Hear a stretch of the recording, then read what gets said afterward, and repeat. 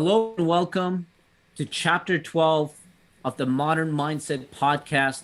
I'm your host, Mufuz Chowdhury. I'm here with my fellow host, Camille, and we're excited to be back for another week.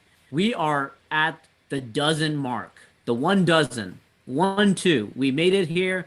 We're excited to dive in further, and I am so stoked about today's topic, which is, I think, something that I've talked about a lot in my career and really tried to do the best that I can to articulate the complex version of what we know this topic to be. And I'm so grateful that today I don't have to dissect it alone because it is very complex. And although my stories may not always be the one that resonates, it always helps to have a second variation of stories that aligns with the same topic. So, Camille, how are you doing, man? How's your week been? And how has your Halloween been? We are the day after Halloween, so it's important to talk about the amazing event that takes place every year. My week has been great. My weekend even better. Halloween was really fun, especially since this was the first time in 6 years I got to celebrate it. In Poland, it's not that common yet, and especially with the new government, Halloween isn't really celebrated. So it was great to actually do it, and actually doing couple's costume, we had a lot of fun, and I'm still recovering from it. So it was a great time. How was yours? Mine was excellent as well, man. We spent it out in the city. Is it just me, or one of the best perks of being in a relationship is those couple costumes? I gotta tell you, man, to me, that sold me, if anything. But the world needs to know what was our couple costumes. I'll start first because I think you're gonna one up the crap out of me. I know what your couple costume is, and I have nothing on you.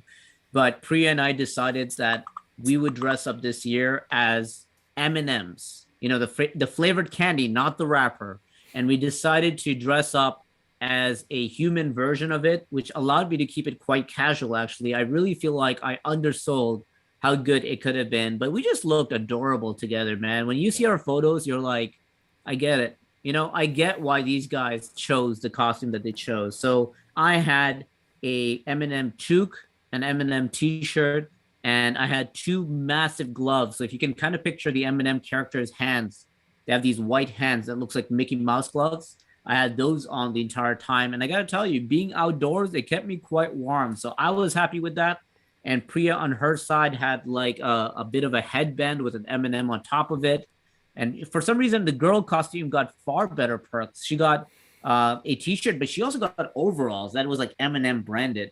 So she really had a style going on there that really worked well. So we showed up and we actually bumped into a green M&M at the party, and it was just an easy conversation starter. So in many ways, I really much enjoyed that. How about yourself, Mister Superstar? I remember Camille actually was came to an event that I was at just the week before Halloween, and I asked him what he was wearing, and when he said it, I gotta tell you, I thought he was joking.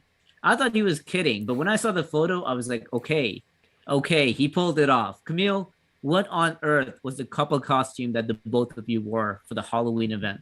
All right, so my girlfriend and we went as 80s aerobic instructors, and I came out fully decked out in like a wig, and like honestly, it was probably not the best idea given how cold Halloween was, and the ride there was kind of awkward in the Uber because like my one piece leotard were like shorts, so it's all like I was like sitting almost bare legged on the like Uber driver seat. Well, not the Uber driver, but like in the back seat of the Uber car, and it was cold, but luckily we were indoors most of the time, and it was super fun. She was really well dressed as well, and we kind of color coordinated a bit too, so it was great.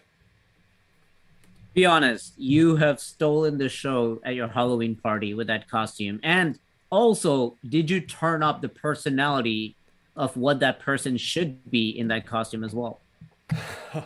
Oh, the tough questions they come. I thought that we would wait until later, but no, I tried my best not to turn up the personality. I wouldn't make everyone do like aerobics, like especially the 80s stuff, like what kicking and jumping and all that. But I did do the Macarena if that was anything. So there was that. When alcohol's There involved, you I'll go. actually start dancing. I never dance. There we go. There we go. Man, I feel like I missed out. Usually we celebrate these type of events together, but it was fun for us to kind of go off into our own worlds and come back with what sounds like was a riot of a night. So I was extremely excited to hear about that, man. And you killed that costume. Like I said to you earlier, it looks like you've been working out your entire life waiting for this costume to fit on perfectly. I was mighty impressed. Well, thanks. I was actually worried about it because putting it on, I almost broke it twice, ripping. So it was a huge ego boost, and at the same time too, I was worried about coming off like a bit arrogant and a bit more of a show off. So I had to deal with that insecurity. And would you happen to know it? Our topic today is about better self talk. So how's that for topical? It's like it was meant to be, man. We gotta get into that a little bit and really figure out what on earth happened mentally when you went through that and how you overcame it. But here's what I want to start, man. I want to start with the inspiration behind this topic. As you know, we have listeners that tune into our show, whether it's live or on replay. And once in a while, they'll send us a message and tell us some interesting things. I've heard some incredible stories. You know, one individual says that she never misses a show and she always replays the episodes because she gets so much value that she can't listen to it in just one sitting and call it a day. I get messages from people that say they were so motivated that they actually passed it on to other people because they thought someone that they knew could also benefit from. So a message that I got, which happened to be this morning, so it really worked out nicely for today's topic, was just someone that shared a quote with me, and this quote was not authored. It was just a blank motivational quote that was sent to me, and the person said that this quote made them think of the Modern Mindset podcast, and I was flattered. So of course, naturally, I had to go in and read what it was about, and this is what the quote said, Camille. The biggest wall you have, I'm sorry, let me try it again. The biggest wall you have got to climb. You know what? Now that I read it, it was really poorly written. The biggest wall that you have to climb is the one you build in your mind. And I thought that was really, really interesting. Such a great quote to start off our episode today, right? When you think about obstacles in your life, you often think a lot about different obstacles you got to overcome. And when you think of walls as a symbol, you kind of think of that as an external item, right? Things that are in your way that you need to overcome and climb in order to get ahead. But one thing that we often forget, and sometimes it's hard to keep tabs on, is how much your mindset, or as I call your mental chatterbox, can play that same role of holding you back. And you know what I've kind of been loving about our podcast show, I've been thinking a lot about the past episodes we've done, Camille. And I think of like there's some episodes that we talk about that I think plays on the offense. We talk about how to get ahead, how to be proactive, how to set ourselves up and plant the seeds now to get ahead. But then there's some episodes like I talked about previously that I felt completely out of it and I didn't know how to get back on track. That we're talking a little bit more about defense. We're talking a little bit about how to recover, how to protect ourselves, how to make sure we don't get dragged back rather than paying attention to moving forward. And I think that today's talk about better self talk kind of plays on both areas. I think it allows us to defend ourselves from harm, and it also allows us to move ahead and position ourselves for success and really allow us to gain the courage and the willpower to be able to do a lot of the things that maybe we're afraid to do. So when I initially messaged you not too long ago, I think even an hour ago, and I said, hey, this is what I think we should talk about today. I'm very curious when I ask you, what is the first memory or thought that came to mind when I use the word self-talk? You know, when you think about a moment in your life where self-talk played a big role in your life, either positive or negative, I would love for you to start with that and share a little bit about where your head went to when we brought up the conversation of self-talk. Thinking about it in terms of doing this podcast, I naturally jumped to a bunch of different times in my life and like different periods where I had like these kind of different attitudes towards self-talk. For instance, when I was doing my training in basic military, like qualification courses, that self-talk, even the negative self-talk, was actually super helpful to me. And then when I think about it in the time period when I was working on my social anxiety, that same negative self-talk was super destructive. And then when I kind of shifted and made my self-talk more positive, then it became really effective in friendships and being social. But then that same self-talk was also kind of harmful in being close to people that will say can take advantage of you. So I kind of was reflecting on all those different situations, and then my self-talk now, which I feel is a lot more balanced. I was just coming to the conclusions that like I've changed my mind on this topic so many times, and this one that I currently have, I think best serves me well because like your response to your own emotions and to your externals is dictated basically on your experience. And it might seem like counterintuitive to have like this like negative self-talk, but at the same time too, it was a very powerful and even beneficial source of coping at the time. And then recognizing whether or not that serves you well at this moment is actually one of those most important things to do. So I naturally just thought about all that and the culmination that led to this mindset I have now, and being able to be flexible in my way of thinking given this current situation that I need to have it in. I'm very curious about the part about how often you've changed your mind around it. That's kind of interesting to me because I feel like yes, from some level, you kind of have that love-hate relationship that you could have with yourself based on experiences that you have and where you decide to put the blame.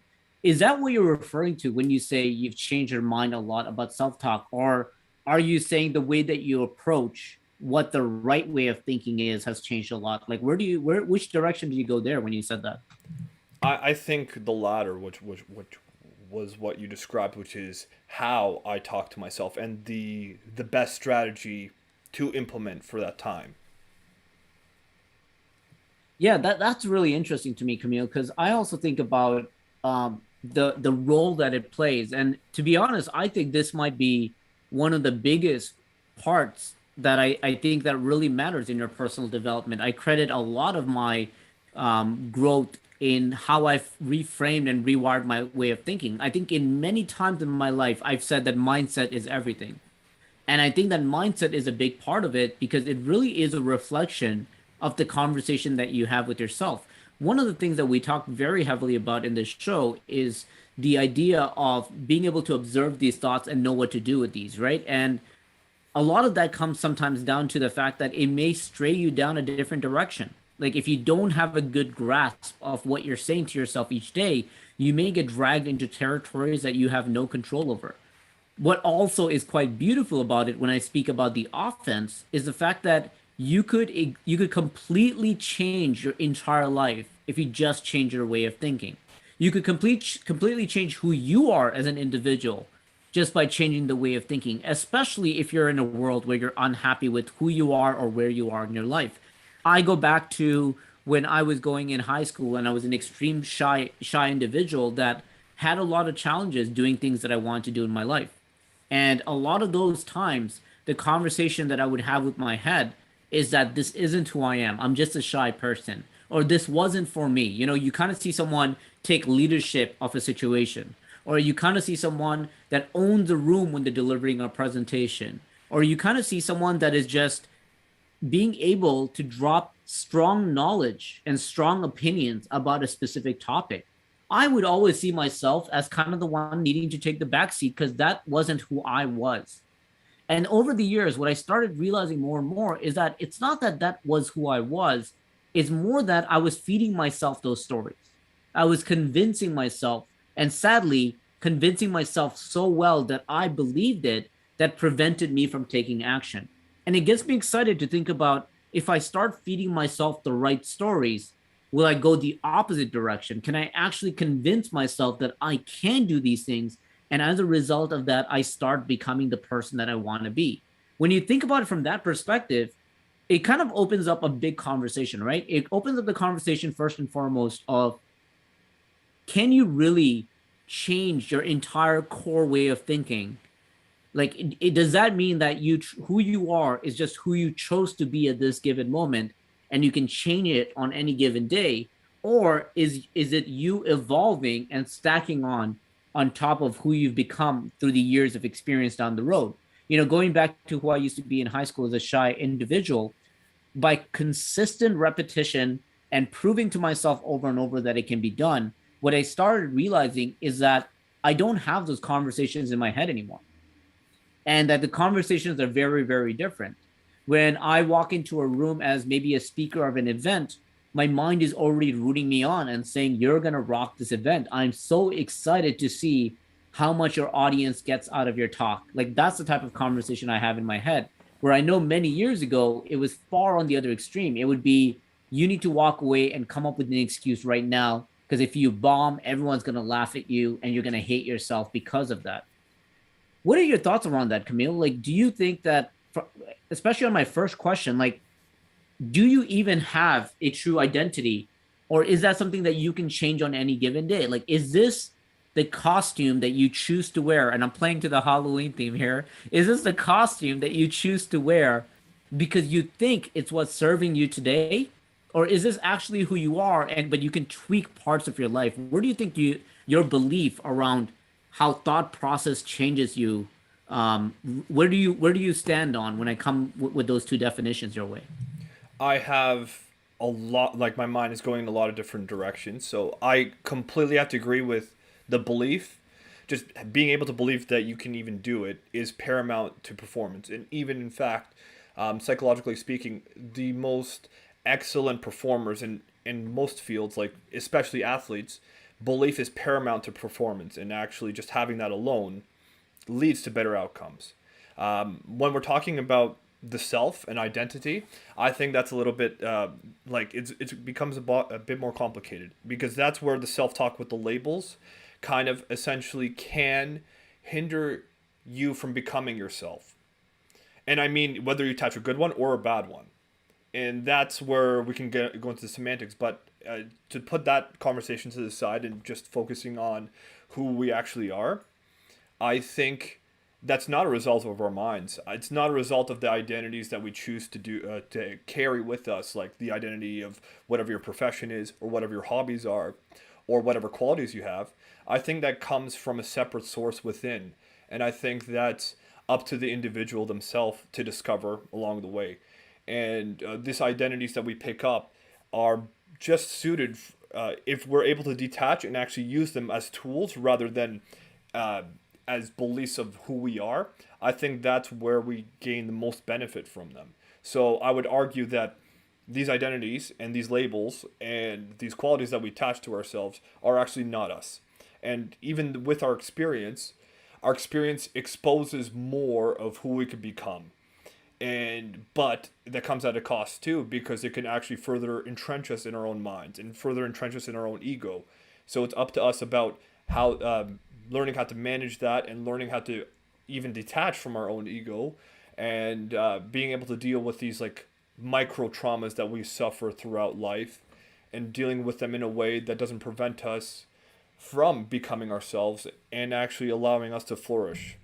So, in a long-winded answer, I would say that that we, like as the individual, are separate from our experiences and from our mind, and it's about discovering who we are and being able to be that is completely separate from all of those things. And the self-talk just helps almost facilitate that, because I think you can even distinguish sometimes, maybe more commonly for certain individuals than other, that you'll have a voice that you won't believe half the time, or maybe even all the time, depending on how severe you've deprived yourself of being who you are and how much you've lied to yourself. And then there's going to be this inner voice that you can't even describe, that feels almost unfamiliar sometimes. And then I think just being able to discern between the two, you can find out who you actually are. I think about the servitude component a lot when it comes to how the mind works, and I bring in the idea of I bring in the comparison of the mind being similar to maybe how you were raised by your mother. right? The mother is the protector at the end of the day, and it gives you advice based on what they believe, or what in this scenario, what she believes to be the safest outcome for you as a human being. So, you, as we know, as we've talked about a lot, you've done a lot of fun, extreme activities lately, and one of them being bungee jumping. And although the bungee jumping could be an extraordinary and exhilarating experience that could really change how you feel, how you think, and make you want to try more new things in life and maybe conquer fear, the mom would rather tell you not to do it, even out of that small, tiny percentage of a chance that something could go wrong and that you could hurt yourself and maybe die. So, as a result of that, your mom will try to convince you to do the latter because it really believes that that's the better solution, not realizing that there is other things that you may lose out on as a result of it, as long as you're safe. And I think the mental chatterbox, in many ways, plays that motherly figure role, right? At the end of the day, it wants to prolong life. It wants you to get further ahead in the safest way possible. And safety doesn't just end at physical decisions, it also ends at emotional decisions. If something that you do can harm you emotionally and your mind thinks that that may be the case, the self talk that you typically have with yourself is doing everything you can to avoid it. This comes right down to even social settings. When you get really, really shy around a stranger, or you really, really want to talk to someone, and all of a sudden the voice in your head tells you to not do it. They tell you to avoid it. They tell you to make up an excuse. They tell you to go for a warm up round and maybe see if it's safe. Dip your feet in the water a little bit.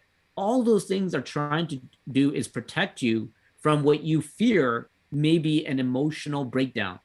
Where when not realizing that by you overcoming that fear, you're able to grow and become someone better. And you're able to now really build that confidence that the next time you can do it over and over again. We hear a little bit about um, the swimming pool concept that you and I think talked about quite a bit in the past, maybe off camera and off microphone, around the idea of cannonballing into a pool, right?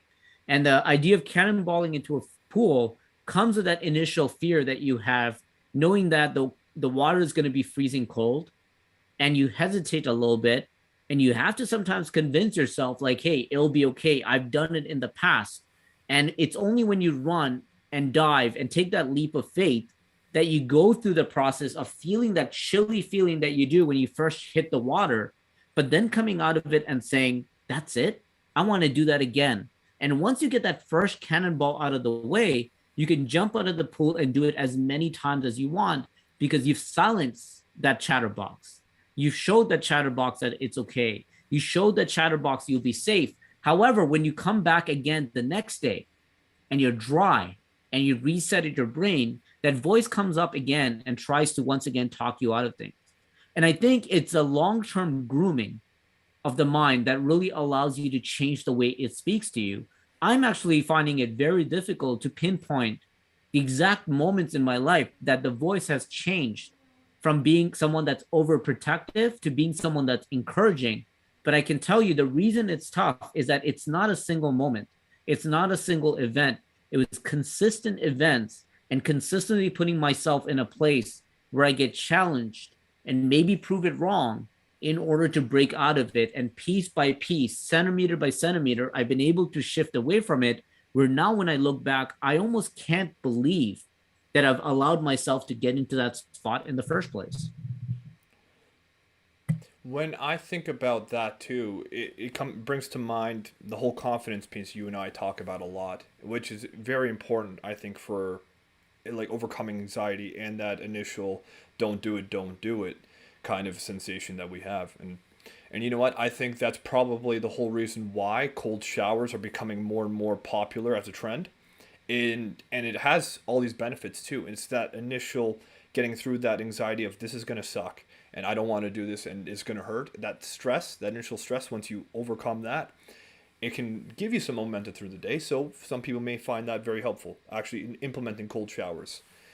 When in terms of that transformation over time, again, I also can attribute it to singular events. It is just multiple days at a time. And it's funny how, even as you described, doing the cannonball into that cold water, once you're dry, even on the same day, it can still have that initial fear response, even though you just had the proof that it's okay and it's safe.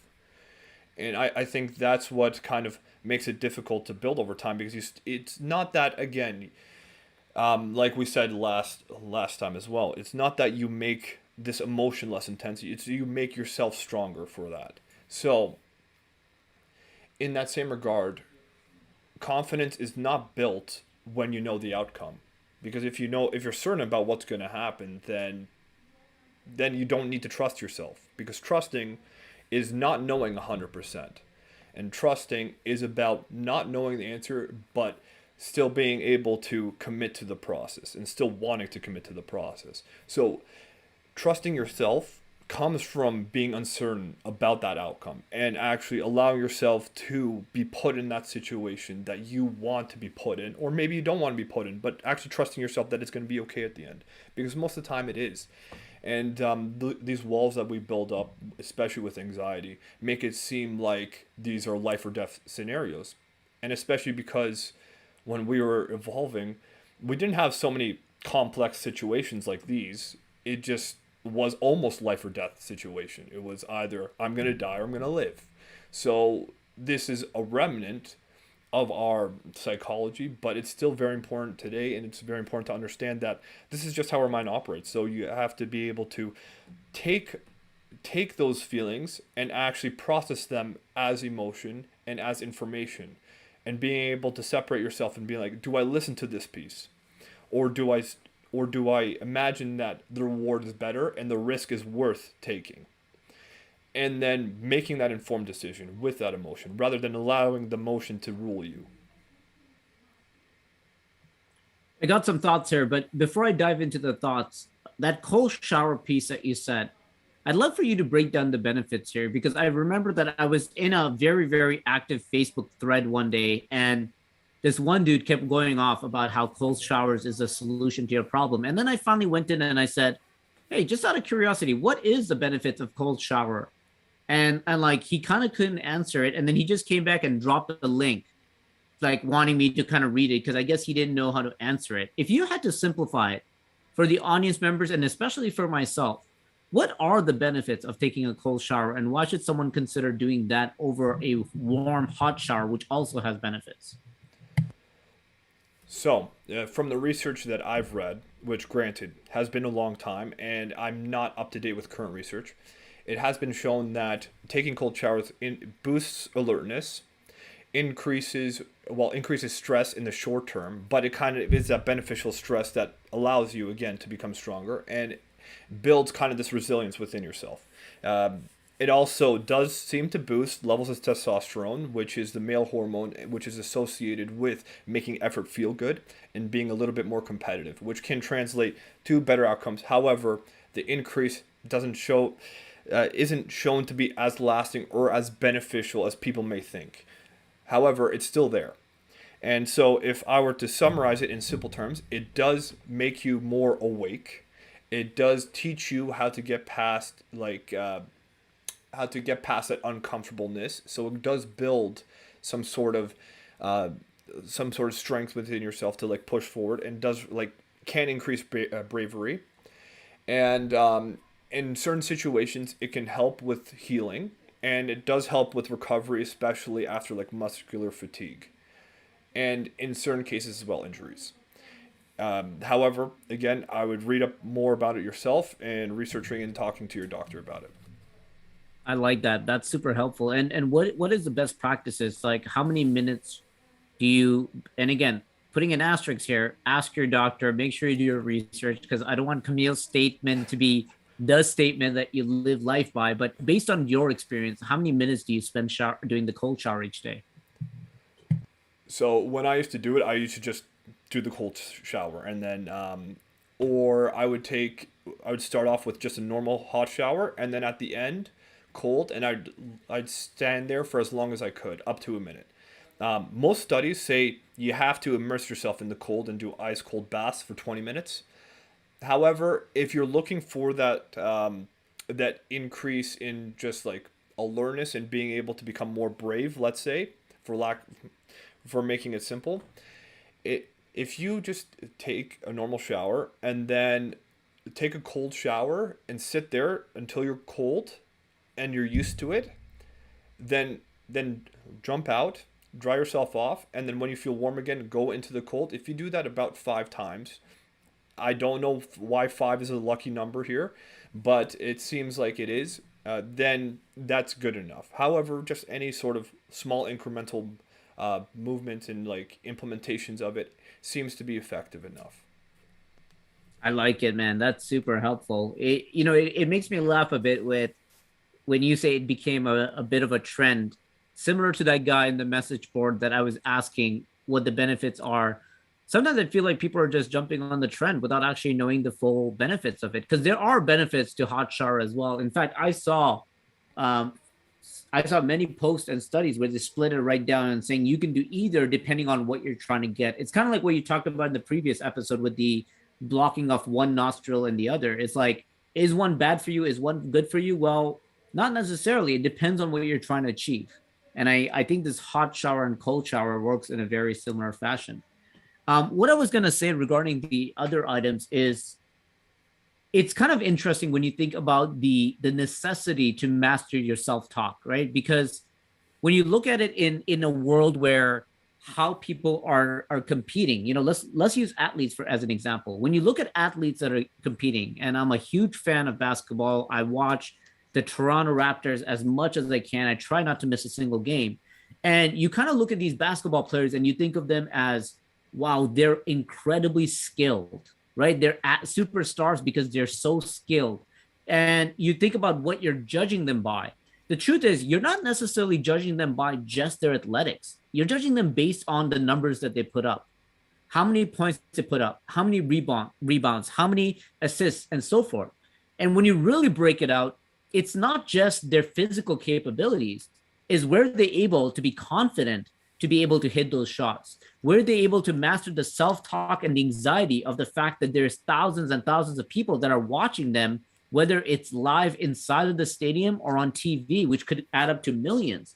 With knowing that that many eyeballs are on you, or especially in key crunch time moments where your shot determines whether you win or not. You think about all those that aligns and you realize that the world is not forgiving in those areas. When you want to be the best in the world or you want to be a superstar, there is no care of whether you use, oh, I was nervous as an excuse. And I remember this, Camille, like when I used to go to school and we used to do school presentations, even like school case competitions where we would sit in front of panels and judges, you would quite often hear someone say, oh, I'm so sorry, I'm nervous. Or the panelists will say, it's okay, take a deep breath and try again. And they're very forgiving. And you kind of think like, oh, that's okay because everyone is nervous. But that's not enough. That's not the end of the story. Knowing that everyone is nervous is not the end of the story, because the second part is the need to master that part of your mentality so that you can perform your best. When I get up on stage and I speak at conferences, it doesn't matter if I was nervous and I let it overtake me. If I bombed, the story is that I bombed. Not that I did a great presentation, but I was a bit nervous. It's I bombed. And I think of it that way. The importance of mastering that part of your self-talk, in many ways, if you really want to play at that level, it's an absolute necessity. When I was reading a book that is written by a well-known author, Dan Sullivan, who wrote the book Who Not How, he talked very much about the very first chapter of the book where he broke down Michael Jordan's career. And he broke down the fact that Michael Jordan is considered the best in the world, but what they forget about the fact that he had an incredible coach that wrote out all his plays, but more importantly, the mental coach that he hired. Michael Jordan, his entire career, not only had a physical coach, but had a mental coach that allowed him to mentally get into the game so that he could focus and perform the best that he can. Hear me loud and clear. The best in the world still need to work on this. Similar to what we just said about the cannonball theory, even though you think you've mastered and proven it wrong, you need to constantly keep working it out. Because if you don't constantly keep working that part of yourself out, you'll notice that that part of you can abandon you very, very quickly. And when it abandons you, you realize how much you're feeling things that you forgot that you feel anymore. How much those parts of you starts creeping up in your life and overtaking you, which is why I'm actually slightly out of fear that those things will creep back. And as a result of that, it plays a role in why I keep working on myself and work on my personal development. When I go through a slump and I don't read books for a while, or I don't watch personal development videos for a while, or I don't have conversations with you for a while, which actually is a critical piece, I actually start feeling myself losing that part of me, that critical way of thinking, that confidence that I'll have, or that determination to go and take over the world. I lose that part of me. I talked a lot about how conversations with you made me start getting my fitness in order. And I feel like if I didn't have that conversation or even frequent check-ins where you and I talk about some fitness things that happened, I may even start losing that part of my life. It's very important to keep that side in check, not only to help yourself grow, but to also ensure that you don't shrink along the way. For maintenance, yeah, I agree completely with everything you're saying. It is so important. I think it almost seems kind of surreal to think that even belief does affect how you perform and how well you do. And as I mentioned before, even just if you want to be excellent in what you do and even competitive, the most competitive people are the ones with the strongest beliefs in themselves. It is actually a core requirement in performing well. And it's hard to determine why, I guess, if you want to break it down into micro, but it is also just very important to understand that everyone has these like insecurities, even people at the top of their game, and everyone has these off days, and that anxiety can always creep up on you, saying, "Oh, you're having an off day," or "Oh, you remember that time you failed," and it can easily shatter you if you're not prepared to handle it, or if you've been kind of lacking in allowing yourself to fall into these old patterns of giving into these emotions that can be negative. Um, I was I'm often blown away when I think about it too, and I wish I can give the name of the actual sprinter. Well, was it sprinter? Uh, yes. It was a certain race. I can't remember the exact distance, but there was a short term race that people would think you cannot run a mile faster than this. And as soon as one person beat it, everyone else did. Like everyone started doing it, and I mean like it became very common to actually beat that record. And all that was just a limitation of belief in the possibility of that happening. And as soon as that was removed, then people performed even better. So imagine how much you could compound your success just by kind of eliminating that doubt within yourself surrounding how well you're going to do. And we can also point out to like neuroscience and psychiatry as well, like neuropsychiatry, that the things that you learn, these skills that you have, like even talking to yourself is a skill as well. If you don't use it, you lose it.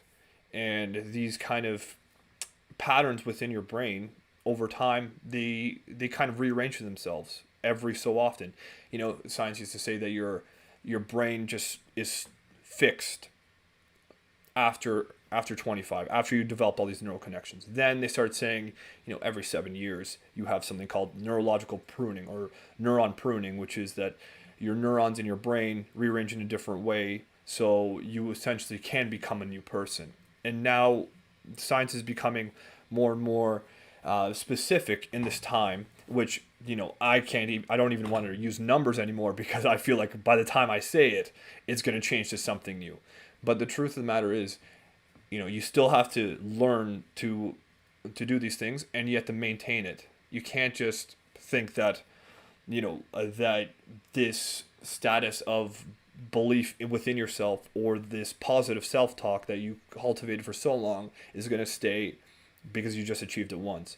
It is a constant process, and and it's very important to still cultivate and still work on it, and to do the things that you like and that facilitate that kind of growth in the direction that you so choose. So within myself too, I've noticed that if I kind of neglect that kind of work within myself, I also tend to become more depressed, and I end up becoming more tired and not wanting to achieve so much. And even even when it comes to things like studying for, medical exams. If I don't study medicine for a while, then it feels like, oh my god, I've forgotten so much. So I had to restart, not from scratch, but to rebuild that foundation. Even though it becomes faster, it's still lost by not using it. And I think that becomes very challenging when you have people like me that that want to pick up all these different hobbies and wants to be like the expert in everything. That you have to actually choose your sacrifice and live with it. Like, choose the path you want to go down and recognize that as a result of that, you're gonna have to give up some of these things that they seem interesting, but are they worth the sacrifice? That's a question you're gonna have to find out too. It comes back to what you were saying earlier about asking yourself if this is going to be, I don't remember how you phrased it, but is it worth doing, right? Is it worth doing to get you where you want to go? And, those are the walls that you want to climb.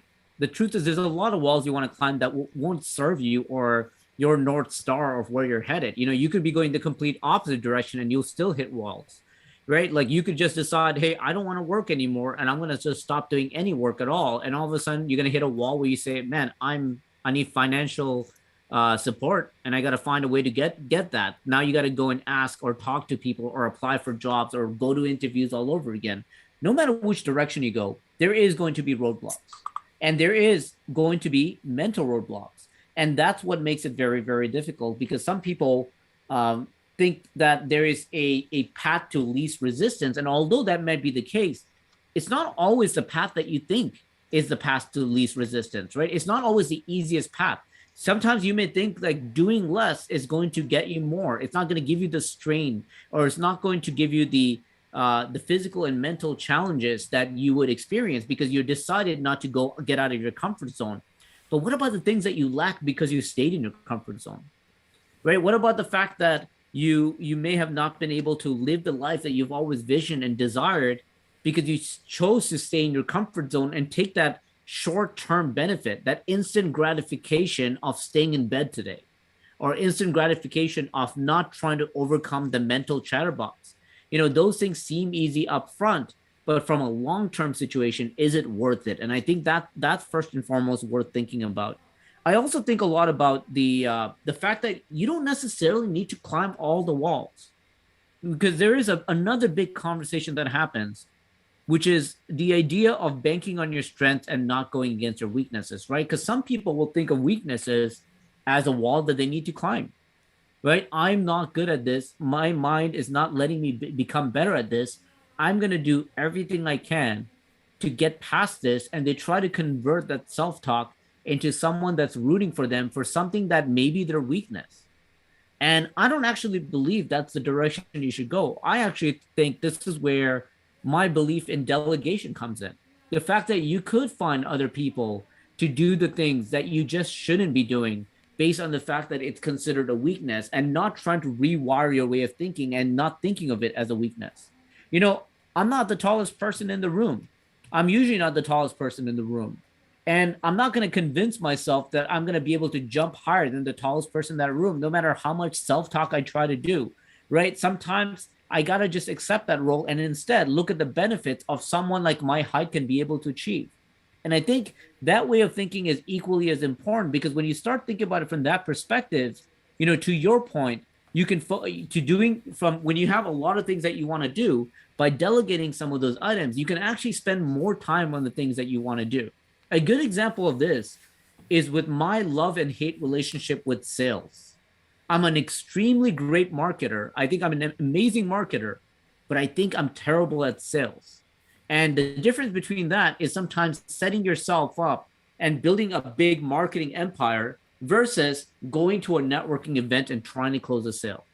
When I first joined my marketing agency Lifestyle, before I got the role I'm in, my first task was to actually go out to networking events and try to close some deals, try to get some sales, try to get people to sign up for different programs. And man, I remember the amount of preparation that I needed to do mentally. I was the broke kid that needed to take the transit bus on the way to the event, which I saw as a benefit, because what that allowed me to do is give myself a mental pep talk as I'm taking the bus to that event. I remember wearing headphones and loading up my favorite pump up playlist to get myself pumped up to go into those events and kill it. I remember when I go to that event, I wouldn't immediately walk up to the group. I would circulate and look for maybe the easiest group of individuals to talk to, the ones that seem just as nervous as I am. And I would think of the best ways to approach them mentally so that I could perform my best and strike up a good conversation while at the same time trying to convince myself like, oh, I'm not going to seem boring. I'm not going to seem like a loser. I'm actually going to seem interesting. They're actually going to want to talk to me. I went through all those, Camille, to only to come out with maybe 2 business cards the entire night. And then one day I decided that sales wasn't something I wanted to do. And fortunately, I'm part of a team that consists of salespeople that love going out to networking events and love doing that part and love that part of them that they see closing sales and socializing and networking as a big strength. Where to me, I saw it as a big weakness. And now we're in a team together, so we're still able to achieve the long-term vision without me having to force myself into uncomfortable levels that I don't believe that I need to do all by myself. So I've actually changed my way of thinking around that over the years, Camila. I got to tell you, before I really saw that I had to overcome all these, but now I ask myself, are there areas that I could actually collaborate or delegate to other people where I focus more on the things that I really want to do or consider my strength? So what's interesting is even though I'm not always going out of my comfort zone, there's still another micro conversation, which is, am I going out of the comfort zone on the things that I really want to go on the comfort zone on? And as complicated as that sounds, it's really something that's worth thinking about when you're trying to dictate which one of these mental walls that you want to climb along the way. I think what you described works perfectly for, building a business or like being in a role in a team. And when you have like a specific purpose when it comes to, I don't know, when it comes to playing sports, or when it comes to actually like building a project or building a business or performing at like in your career and stuff. I think I think where it might not be the best idea to delegate that would be in terms of yourself as a personality, and these kind of like intangible goals that you have within yourself. And I mean that in a sense, which I'm pretty sure you agree as well, that um, you know, sometimes, at least I had, and I still do have, the problem where I tell myself that I am this and I am not this. And it works out in, for example, in a way that when I'm around my brother, who tends to be very, well, very egregious and very good with people, he loves throwing jokes, and everyone loves hearing them and being around him for that reason. And whenever I tell a joke in front of him, he never laughs. Now, because of that, I'm intimidated to tell jokes around him. And I tell myself that I'm not funny, or I'm not funny enough for him. And so I'm good at being serious. I'm good at being like connecting with people emotionally. So I'm going to just do that. And as a result, when I'm put in situations where, I want to actually have fun, I don't, because I allow myself to be afraid of this proving myself right that I'm not funny, and proving myself that I'm not funny enough, especially around him. So why even bother? And that kind of detracts from my own goal and my own experience, which is, to actually like live in the present moment and allow myself to act in the way that I want to, because I just want to have fun sometimes. So why not allow myself to do that?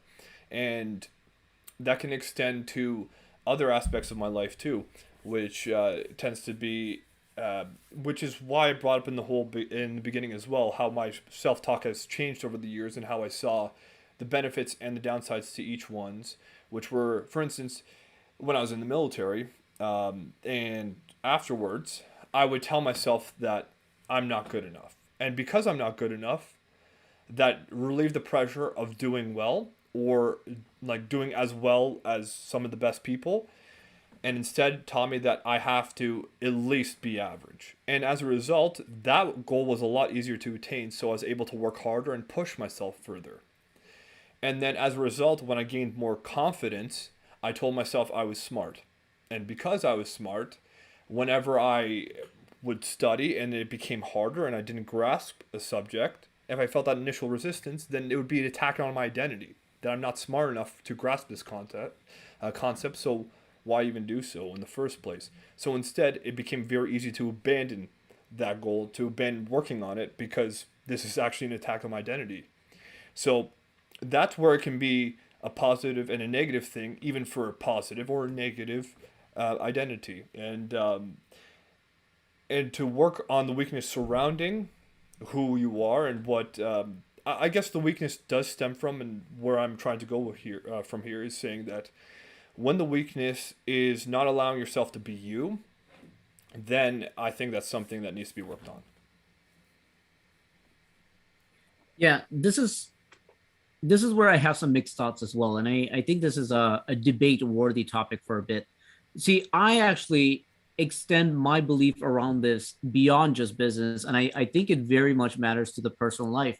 What's interesting is before you brought up your comparison with your relationship with your brother and trying to be funny, it's interesting you said that because in my mind, I was thinking of like what example makes the most sense to me. And I also thought about like trying to be funny. So it was really nice that you brought that up. Now, I agree to the version of the story that you said, but I actually kind of disagree with the perspective you put on it because I think there's two things happening here. So in my situation, I'm very similar to you, and you kind of know this, right? Like I definitely don't see myself as being the funniest in the room. I actually see myself when I'm around funny people, some if I'm in that mode of like, hey man, I wish I was as funny as them, which don't get me wrong, sometimes definitely crosses my mind because in that moment, sometimes humor is the thing that is most needed. And what happens in those situations is sometimes I try to be funnier. I try to put more effort to try to put more like try to be lighter about situations because I go really, really deep on these things. And I don't always succeed, right? Sometimes I do pretty good, but I don't always succeed. And sometimes I'm hard on myself about that. But this is where I defer a little bit because I think the issue is not about whether I was myself or not, is the fact that I allowed myself to change who I like to be and who I want to be because of the social scenario that I was in. And what I am more upset about that I don't realize until much later is the fact that I let other people dictate who I want to be in that given day. And it's not that I wanted to be funny. It's not that I enjoyed being funny. In fact, if I had a choice, I would rather be deeper in a conversation and serious than be cracking jokes. To me, what's more fun is the first one. I rather much enjoy peeling the onion than laughing about the fact that we're peeling an onion. But at the same time, I think that's where I'm trying to identify, even in your story, is I think that you are yourself.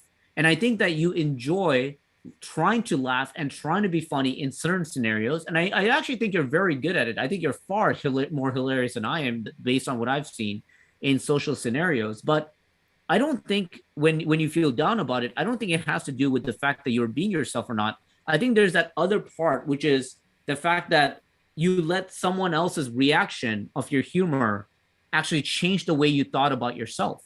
And I think there's that layer, which still does tie in with self-talk. I don't know if it necessarily ties in with what I think. Like in that situation, if I brought back delegation, I'm okay with the fact that someone else is cracking the jokes and bringing light to that situation because I would much rather comment on the deeper part of those. I'd be that asshole that would like comment on why that was funny. I was like, hey, let's take a moment to break this down. Oh, what was so funny? Right? Like I would be that guy that no one likes, but I would be that guy. And I would prefer being that guy. And I would delegate. I know delegation is not the right word in this story, but I'd rather delegate that part and that role to someone else because I see like that being more of the case. That's kind of where I stand, which in interestingly enough, when you look at it from the outside, I feel like you and I would kind of like respond the same way from the outside, but internally, I think that's the emotions that I'm dealing with instead.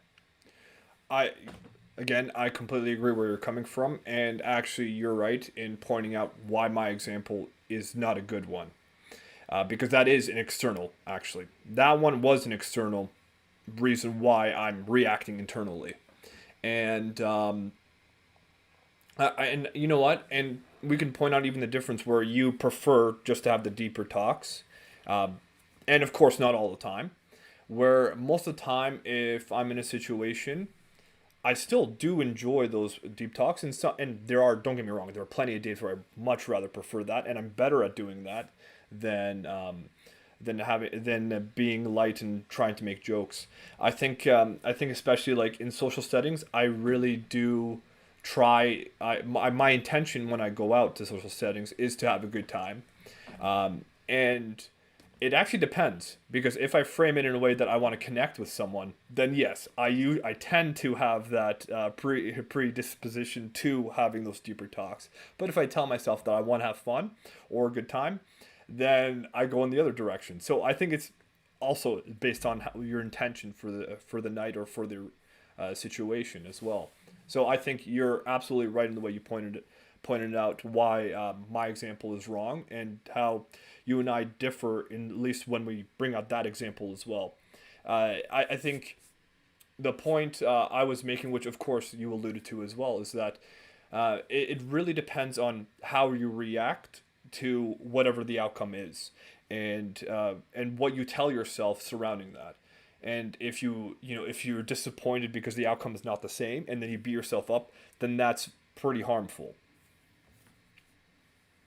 Yeah, and what you even said there reminds me and takes me back very much to Carl Jung's archetype concept, right? Which is the 12 desires that every human being has, but more so the emphasis on the fact that it's not only one desire that everyone has, it's a spread, and some of them just happens to be more dominant, but the other ones still are very much valid, which is why it makes complete sense to what you just said, which is sometimes you prefer the fun environment. And obviously it depends on the setting, right? If we're going out to a party and the setting is just a lively setting, and maybe the part of your desire that's striking up is having a good time and relaxing and having fun, you're not bringing out that serious side of you. So it is worth addressing the fact that there are many different desires that we have, and different ones strike days based on the circumstance, which completely makes sense for why in some scenarios it's the humor component that you want, which is very much sometimes what I want. As a matter of fact, when I go through a couple of weeks of not having a good laugh, I really crave it. Like, I really crave going out and seeing people, even as an introvert, because I feel like I've been too much stuck in my head thinking about dark things, and I need to kind of come out and see the light once in a while and have a good laugh about it. Or when I'm taking life seriously, I need to remind myself to step back and laugh about it. Some of the things that upset me sometimes, or sometimes the way I respond to something that in my mind I would have pictured myself just like laughing it off, it actually upsets me that I respond to it in a serious manner sometimes. So there are that part of myself too that I need to put into check. But the more and more that I've lived life, Camille, the more I've become more confident that I think 90%, if not 95% of the self-talk that we have that is negative to us is as a result of worrying about what other people think. I truly believe that it's the worry of what other people think that makes us respond in specific ways. Like, we have when we're out there trying to live life and be ourselves, sometimes we adapt, and we call it adapting as if it's a good thing, but sometimes adapting is happening as a result of not wanting to seem foolish to someone else, not wanting to be embarrassing to someone else, not wanting to lose a friendship with someone else because they may not like what they're seeing from their outside. So based on our perception of what their perception might be of us, we start adapting and we call it a good thing, when that's not the case at all. It might be completely the opposite, and therefore we're resulting from not wanting to be who we are. That example with your brother is a really good example of that, right? Like, based on whether he laughed at a joke or not, you may change who you are completely. And that's just one instance. If it happens repeatedly with someone, you may forever do that, where you completely lose the side of who you used to be. And this has been the case with us every single day since we were kids. We grow up not knowing what is supposed to be the right way to act and the wrong way to act. We are ourselves to the fullest, but once in a while we'll feel embarrassed because someone laughed at us. Once in a while someone scolded us because we did something. Once in a while people may not smile when we expected a smile to come out based on something we thought was funny, and all of a sudden people are no longer acting the same around us. I think those are the outcomes that we see our entire life that grooms us left, right, or center. And based on those left, right, or center, we start to realize where we've landed. And sometimes where we landed is not where we wanted to be. And part of that big unbecoming conversation that we were having in the previous chapter really comes back to this: is can you unbecome and take away what other people, your care for what other people think of you, and start becoming the person you've always wanted to be, regardless of what others think of you. And I've been really proud to see that that side of me has started to come out only in the last 3 4 years. And I wish I could tell you it's come out decades ago, but I can tell you that even 4 or 5 years ago, I was making a lot of decisions based on who my mental chatterbox was telling me to be, based on who was watching me. And it was not always in my favor. It was not always favorable. Sometimes those decisions and who I was being was as a result of not wanting to seem bad in someone else's eyes, even though I would have enjoyed the alternative a lot more. And I think that takes a lot of work. The fact that I've only achieved this in about the last 4 years and I still have work to do makes me realize how many years of self grooming was necessary in order to get there. And I'm curious from your side, when you've kind of gone through that, whether it be it through family, be it through friends, be it through your workplace, be it through who you went to school with, be it of just society every single day and where you live and who you surround yourself with. At what point did you really feel like you started living the way you've wanted to live and not based on how other people think? And what would you say was the ultimate driving reason that made you finally take control of that wheel and start controlling it in the direction that you wanted to go? First of all, like everything you said was so well put, and it is absolutely true. Like I think most of what our negative self talk comes from is like, our expectations that we put on ourselves, and but mostly how we feel others will think about us, and the judgments that are going to be passed. And I think that comes from comparisons and expectations as well. And when I learned that I was actually doing that even within myself after living for so damn long, that I think was very helpful, because I thought I was always being myself. I thought I was a very gentle, nice, generous person who essentially was a martyr and a hero. Like I wanted to be the perfect person. And in my eyes, what that meant was sacrifice and complete and utter devotion to someone. And I think how that manifested in the way that it did was how strict I was with diet, was how strict I was with exercise, with fasting in general, and doing all these biohacking stuff. And then eventually how strict I was in the rules that were set within my relationship with my ex-fiance. And seeing how that person like acted there, almost completely disregarding what I wanted and who I thought, to a point where I began to live through life and be like, what do I want? I don't know. Like, I began questioning everything I was doing. I'm like, why am I why am I in medical school when I don't know if I want to do medicine anymore? Why am I exercising when I'm like I have no goals with exercise. I'm just doing it. And then why am I so strict on my nutrition? And why am I doing all this longevity stuff? And then they found cancerous cells in my body. I'm like, what the hell is going on? Like I've got all these signals, and it was like the universe was screaming at my face, being like, wake the fuck up. So I think it was like all of that was happening, and then not realizing that I was sacrificing my own needs for someone else because I thought that's just the way it is. That's if you want to be happy, and this person made me happy and made me really happy at times, then this was the cost to pay. And this was the cost to pay to live this life that I thought would be complete if I have all these dimensions, whether it's the social, the family life, the financial, the career, the health wise. I thought this was just the cost to entry.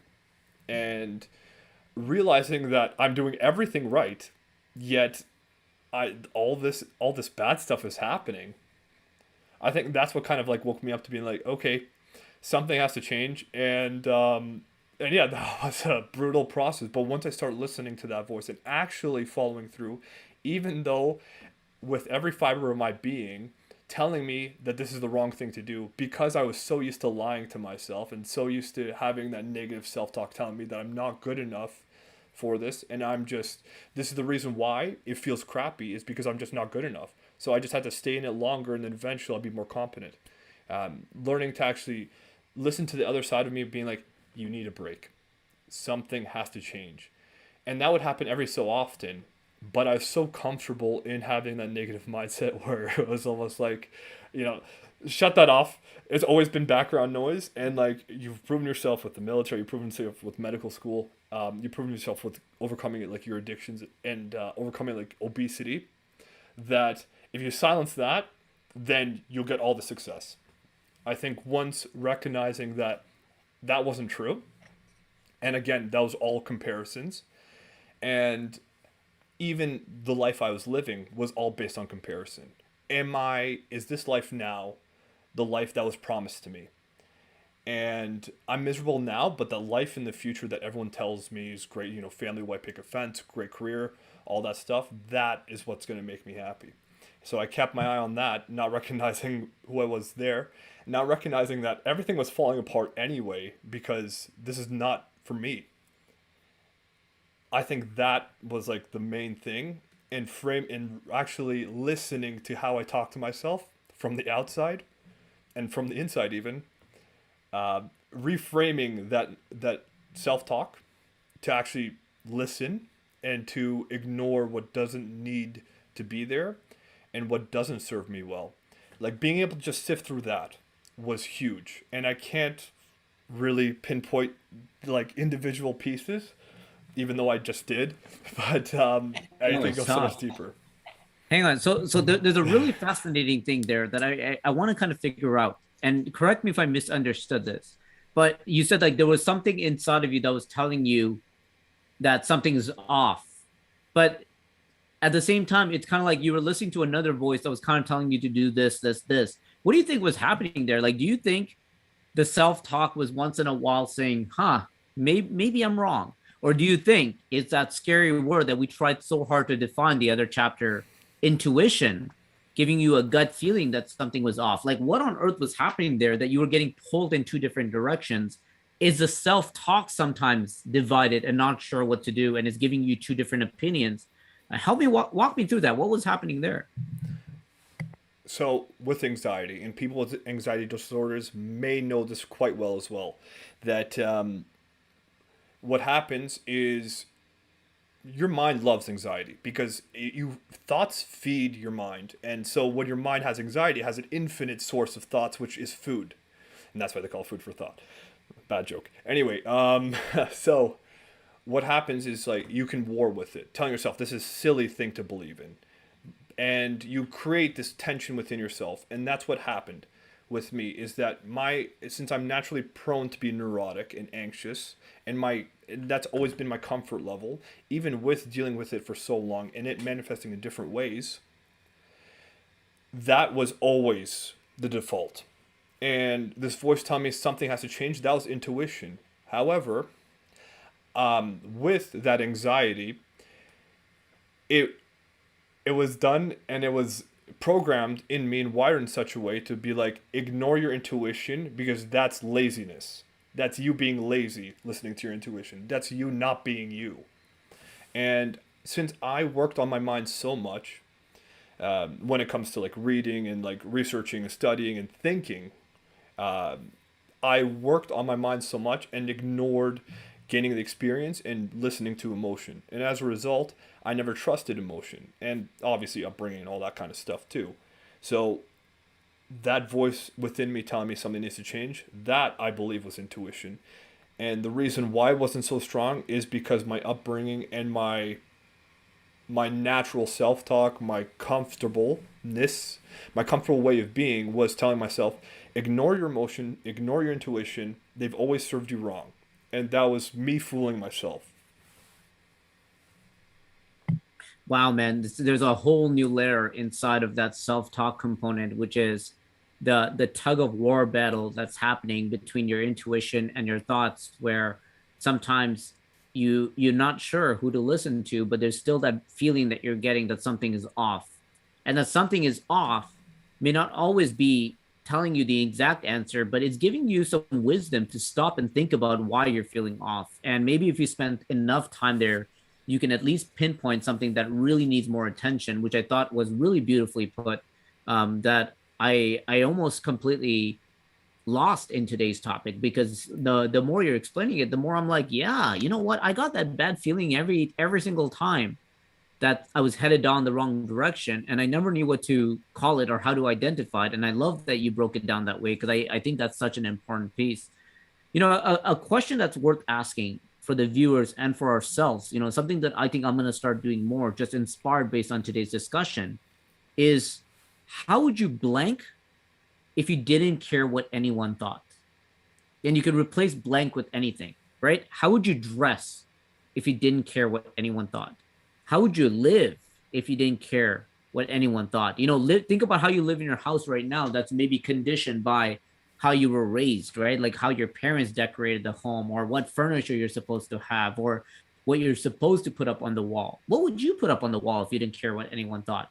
And I think that's a question that's worthy to think about with every area of your life. How would you act if you didn't care what how anyone thought of you? How would you think? How would you speak? And when you start dissecting those, and you really put in that levels, that if you didn't care what anyone thought, I think that's a beautiful way of thinking, because it starts at least honing in on the root of what you want rather than what others want. I actually had to ask myself about this with the content that I put out into this world. And although I might have not phrased it the way that I just asked it, I very much asked myself what type of content I should be putting out on social media, because I think a lot about how you have a lot of people in the world that tells you what you should put out. You get a lot of statistics like likes and comments that are trying to tell you what people want. But what if you got rid of all that and you asked yourself, what do I want to put out? And it became the same when I spoke on stage. It became the same that resulted in this podcast show. It became the same when I wrote a book. And I started asking myself over and over again, what would I say if I didn't care what anyone else thought? The book was very difficult, Camille. The book, I talked about my relationship with my parents and the hardest conversations I had with them. The book, I talked about my relationship with the person I was with, that it didn't end up working out. And the fact that I put out there and not worrying about what they would have thought was one of the biggest achievements that I think I was able to do. And I highly encourage people to think about how they would have wanted to live their life if no one else thought. And also putting in the fact that it's not too late to take ownership of that part of your life. The ownership of the fact that you're not necessarily living trying to please other people, but you're trying to please yourself. You're trying to be happy for yourself. Because when it comes to the relationship with your self-talk, it's not enough to say, I'm going to prove my way of thinking wrong.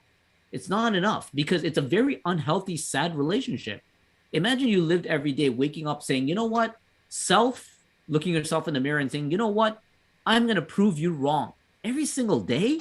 That's a shitty relationship with yourself. You're always trying to prove yourself wrong. And you're always trying to consider you're considering a winning day, a day that you proved your way of thinking wrong. And I think long term, that is a very, very detrimental way of living. I think the correct way of thinking is rewiring your way of thinking so that it's actually rooting for you, that it's actually supporting you, that it's actually seeing the benefits of these changes, and now it's supporting you more than it's ever have. It was hard for me to get to that level. It was hard for me to change the way that I live and my beliefs around relationships and my beliefs around how to raise children and my beliefs around marriage and my beliefs around who friends are and who you should surround yourself with, because I knew it was disappointing a lot of other people.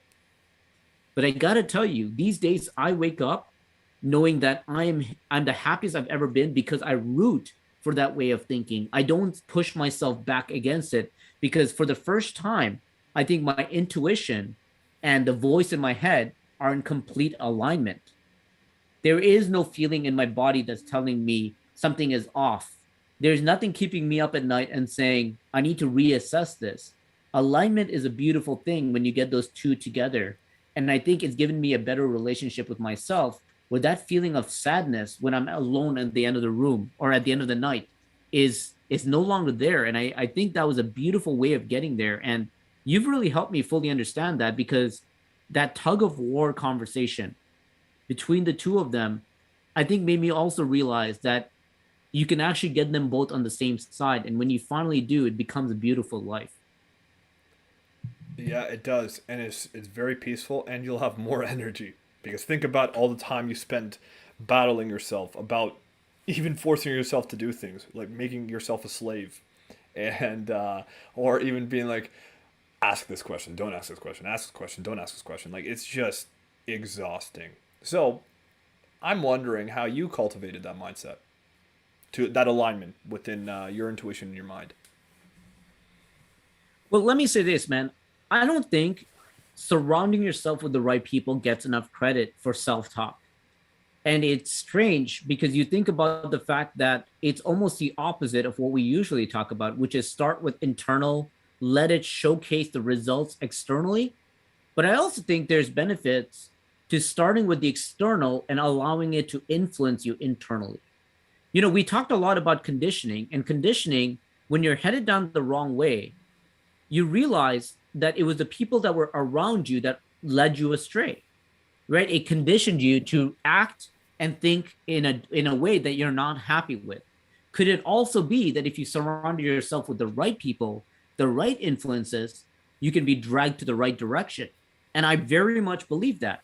So I can't say I did this intentionally. I think this happened very unintentionally, which is when I was at the worst point in my life, I actually achieved the best growth, which is when I was in the worst point in my life, a lot of people around me started showing their true colors. A lot of people started showing me that they were either there for me or they were there for them selfishly, where when I wasn't able to serve them, they were no longer around. And what that allowed me to do was kind of rebuild my tribe from scratch. And the people that stuck with me and were truly there for me, I continued to grow with them and no one else. Because I knew without a doubt, with every fiber in my body, that the people that were around me were actually rooting for me and looking out for my best interest, which means the advice that was given to me was not selfishly so that they could get the most benefit from it, was more so that I could actually build myself to be the happiest person that I could be. So when I truly understood that, I allowed myself to listen to the right voices, if not my own. And what those voices were voices like individuals like yours and other people that I truly trusted and believed in, which over time, by listening to those voices, allowed my mental chatterbox to start listening as well. It started saying, you know what? You did listen to Camille and those other people. And you know what? It did work out for the better. Maybe I'm going to start feeding you that advice as well. So it's interesting that there's a layer to that that involves surrounding yourself with the right people first. Because what that allows you to do is not spend so much energy fighting off the voices that are trying to lead you astray. You think about if you were raised in a household by people that fed you garbage in your mind every single day. In this hypothetical situation, you're getting fed negative thoughts, negative beliefs, negative wisdom, negative treatment. But all of a sudden, those people were gone, and all of a sudden, you live now in a home with people that were teaching you kindness, good energy, good vibes, positive way of thinking, positive reinforcement, and so forth. Is it so hard to believe that you won't change for the better? And I think that's actually what happened to me, slightly by accident, but more for the more intentionally, because I decided to hold on to the right people. So I think there's a lot of wisdom there. And it's interesting as I'm thinking out loud, because I didn't think that would be my answer, but I really believe that's the case. Is I just happened to start listening to the right voices. And over time, my voice fell in alignment because it saw the results of listening to the right voices. There's a line in one of the newer Drake songs that came out in his latest album that I really like. He says, "Threw dirt on my name and I grew up out of it." Treating himself like a plant metaphor, that you threw dirt on him and he grew out of it. And I think that's in many ways how I kind of think about this situation, is that it allowed me to grow out of the worst situation. And then out of growing out of that worst situation, I grew out better. I grew up and I thought about what the right decisions were and the wrong decisions were. I think about the fact that if that moment in my life didn't happen and I didn't go through those challenges, Camille, I might have still been listening to the wrong voices, still thinking it's the right decision, which is why coming back to many of the chapters we talked about previously, I'm so grateful these so-called bad things happened to me because it allowed me to rewire myself for the better, which is why I welcome these challenges. I think it's where you have the opportunity for the ultimate growth. You brought up a very interesting point that I think a lot of people can relate to because I think a lot of people can benefit just from, and you know what, even more quickly, just from changing their external environment. Whether that's, the nutrition you give yourself, whether that's the nutrition you give your mind, which is those people and those emotions too. Like, like removing yourself from a group that is potentially harmful to you, whether it's like people that tell you that you're bad directly or indirectly, does create such a huge change. And I think you and I think, had a huge problem with a few of our mutual friends at one point where we couldn't come to them with good news because it seemed like we were almost rubbing it in their face, and we're actually not being rewarded for that. We're actually kind of being dismissed, and we felt not sort of attacked, but like there was this kind of envy and resentment that felt like we were actually harming them by sharing our victories with those kind of people. And thinking about what kind of people you want to surround yourself with, I think that's a very good sign that those aren't really good people to be around, because here you are trying to achieve the most you can for yourself and trying to share your life with people that you care about and hoping for the best in people. But if those same people don't hope for the best for you, then, at the very least, they'll make you feel bad for your achievements. At the very worst, they could sabotage your achievements. And just inviting that possibility, it is a kind of disrespect to yourself and does kind of feed that loop, almost in a sense that your self-talk can be influenced by that. Did I really deserve this win, or was I lucky? Just even from that little bit of influence of resentment.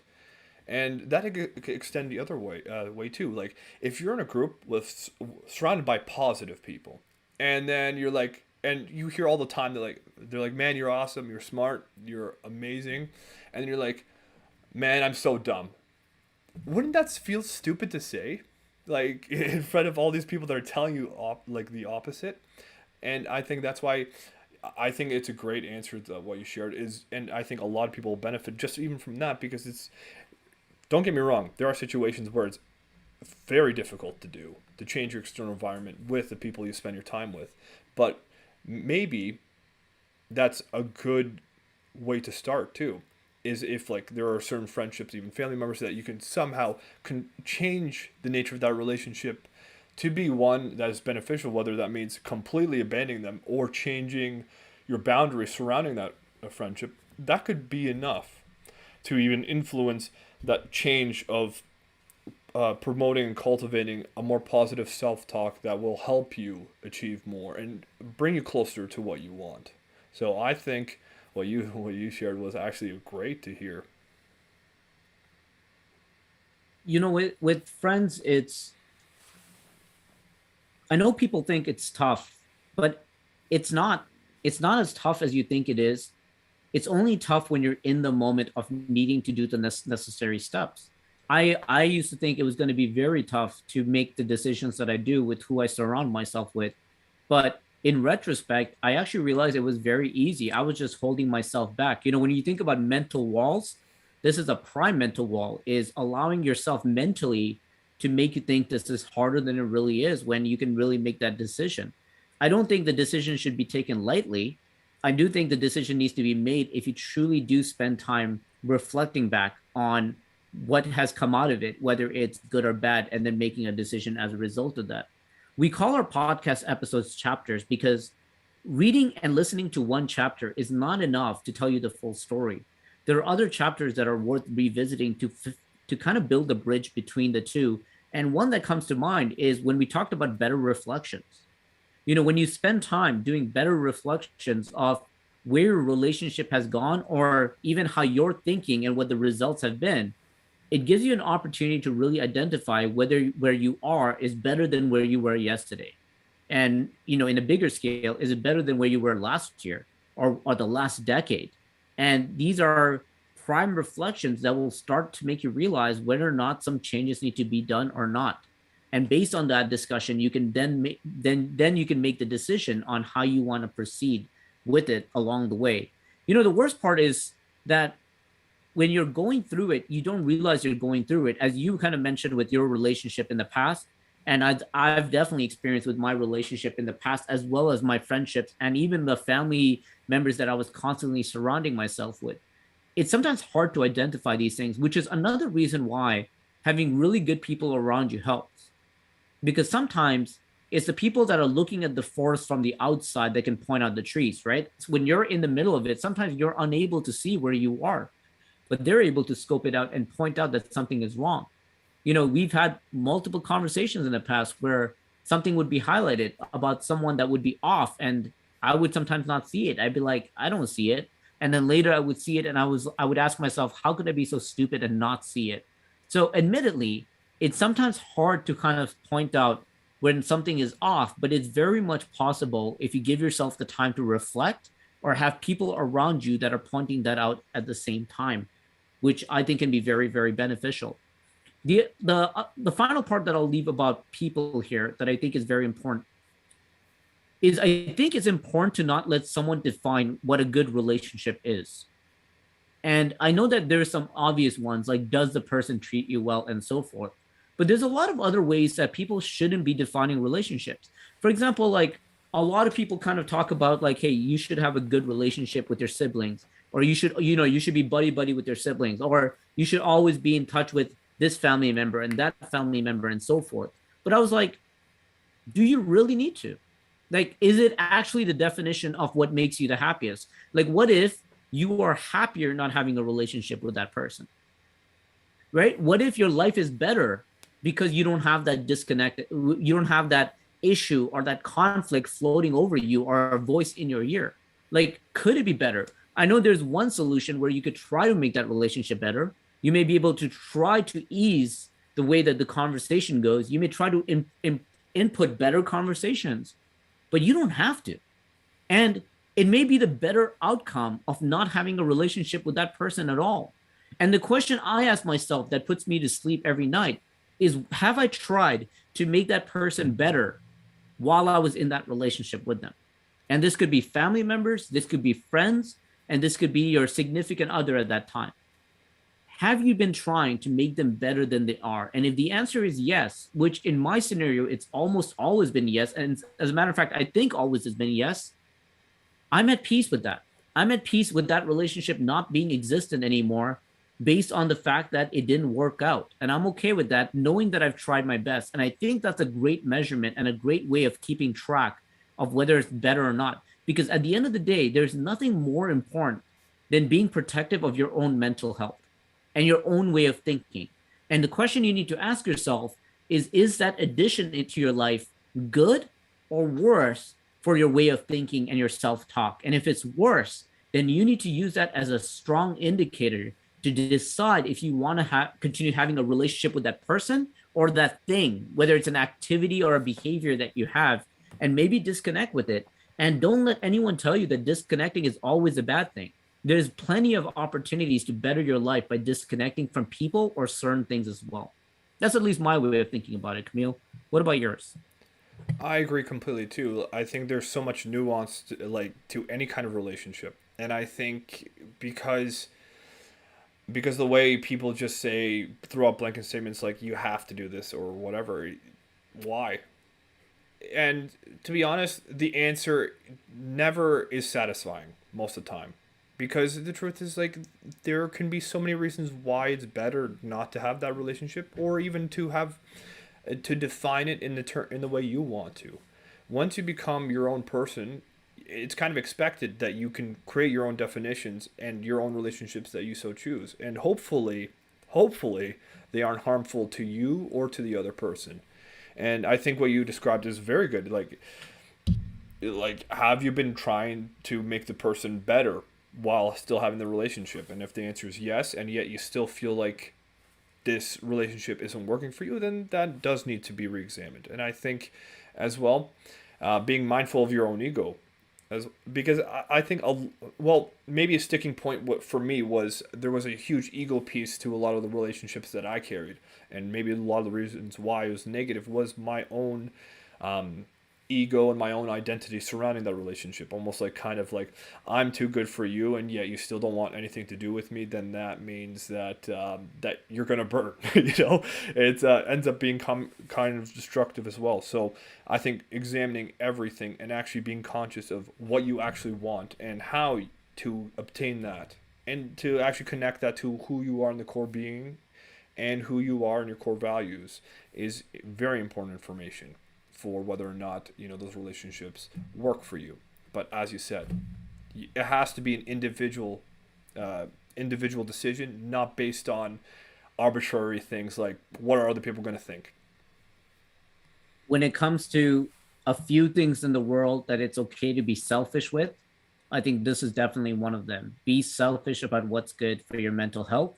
Be selfish about what allows you to have positive self talk, and be very aware of the things that are straying you away from anything but positive self talk. And I think it's very important. Camille, with the few minutes that we have left, I want to allow you to kind of just lay out some practical takeaways if possible. Okay. So we're in a scenario where, we've given a lot, and sometimes you have to kind of sift through to kind of find the gems. But so I want to kind of streamline it in this opportunity that we have in a few minutes. If someone is challenged with positive self talk, they want to achieve a lot in their life, and they're being limited by these, as we talked about, these mental walls that they're putting. Limiting beliefs is a phrase that we hear a lot. They're being challenged and they're being held back by the conversation they're having with themselves. What are some practical things that they could start doing right now, though it may not give them the results overnight? It can at least start letting them head down the right direction. What would you advise the person to start doing right away? Best thing to do is actually write down your thoughts, because then you can see how cruel you are to yourself, or whether or not you believe these things. And then ask yourself, would you say this about a person you care about? I think that alone can help you define whether or not these are good or bad thoughts. However, I think what has helped me a lot, especially in these past couple of months, is recognizing the origin of where they come from, whether or not it's from these situations that were gathered. Like when I have these thoughts, sometimes I can be like, hold on, what was that for a second? Why am I thinking this way? And see what I come up with. How does that make me feel? When have I felt like this before? When was the first time I felt like this? And allowing myself to actually sit with that negative emotion and be kind to myself while experiencing that has been super helpful. And especially recognizing that the digger you deep and the further is down, that same age where that memory and that trauma was created is the same age that you're going to feel that emotion from. So you can obviously agree that a 20-year-old is better at processing emotion than a 6-year-old. So you have to be kind to yourself in that way and talk to yourself like an older, gentle sibling would. So having that would kind of help with the better self-talk. And I think a lot of negative self-talk nowadays comes from anxiety, and that comes from expectation, whether that's expectation of yourself, of who you are as a person because of the identity that you create. So these labels of I'm smart, I'm not, you have to pay attention to that, and being able to detach yourself from the outcome, because you have to recognize that even with the positive or the negative labels you attach, that creates a certain expectation, and then you can betray yourself with that outcome and actually prevent yourself from achieving more of what you want. So being able to detach yourself from your identity, like with I am this quality or I am this person, is very important. Identifying your core values, what you truly believe in, and what you want to live and the way you want to live. I think having that in your core and actually writing it down and putting it in a place that you can see it will help you remind yourself that this is who you want to be.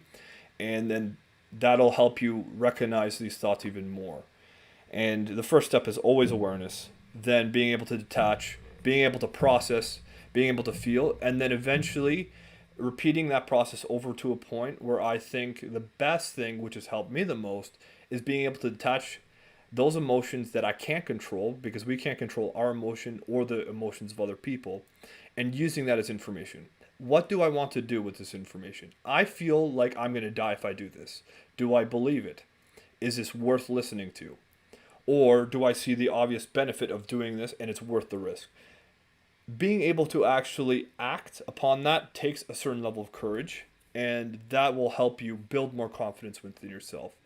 So when you have more confidence from, again, attempting the unknown, not being successful, but even just the attempt at the unknown, that makes you more of you and more stronger.